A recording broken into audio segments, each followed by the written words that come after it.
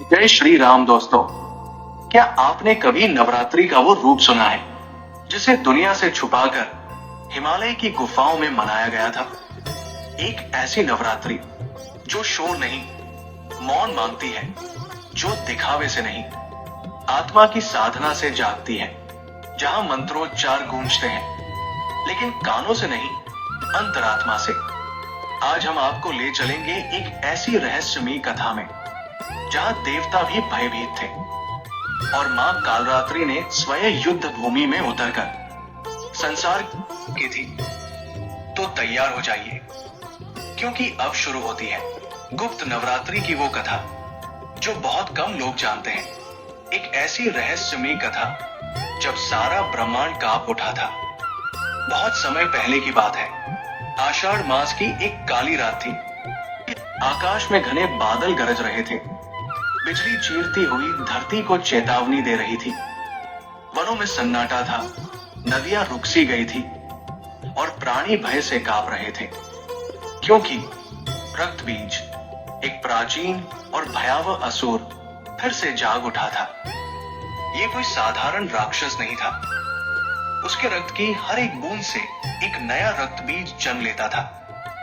जितना अधिक युद्ध होता, उतना ही वो बढ़ता जाता। देवताओं के अस्त्र शस्त्र उसे नष्ट करने की बजाय उसे और बढ़ा रहे थे। स्वर्ग लोक कांप उठा। देवता हार मानने की कगार पर थे। तभी भगवान शिव ने अपनी त्रिनेत्री दृष्टि से समाधान देखा। वे बोले, अब केवल एक ही उपाय है, आदि शक्ति को जगाना होगा। लेकिन आदि शक्ति को सिर्फ प्रार्थनाओं से नहीं बुलाया जा सकता। उन्हें चाहिए होती है एकांत की साधना, मौन की अग्नि और आत्मा की पूर्ण समर्पण। यहीं से आरंभ हुई गुप्त नवरात्रि की यात्रा। हिमालय की गुफाओं में, जहां हवा भी मंत्रों की तरह बहती है, 9 महान ऋषियों ने एक रहस्यमयी तपस्या शुरू की।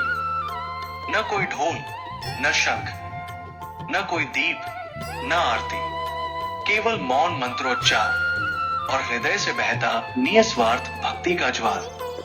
हर रात वे देवी के एक रूप की साधना करते, नजदीक जाते एक रहस्य की ओर। और फिर नवमी की रात, जब पूरा ब्रह्मांड सांस रोके खड़ा था, गुफा के भीतर तेजस्वी प्रकाश फैला और अचानक मां कालरात्रि प्रकट हुई।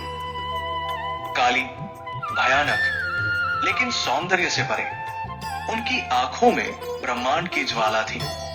उनकी जिह्वा बिजली सी चमकती और उनके हाथों में महाकाल का सहार। उनकी एक गर्जना से ही पहाड़ दरकने लगे और वे कूद पड़ी युद्ध भूमि में। रक्त बीज हंसा, मुझे कोई नहीं मार सकता।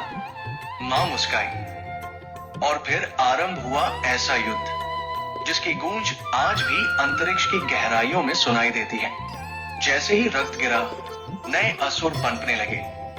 तभी मां ने अपनी लाल जिह्वा फैलाई और रक्त की हर बूंद को धरती पर गिरने से पहले पीने लगी। वो रक्त नहीं था, वो अहंकार था, पाप था और भय था, जो मां ने समेट लिया।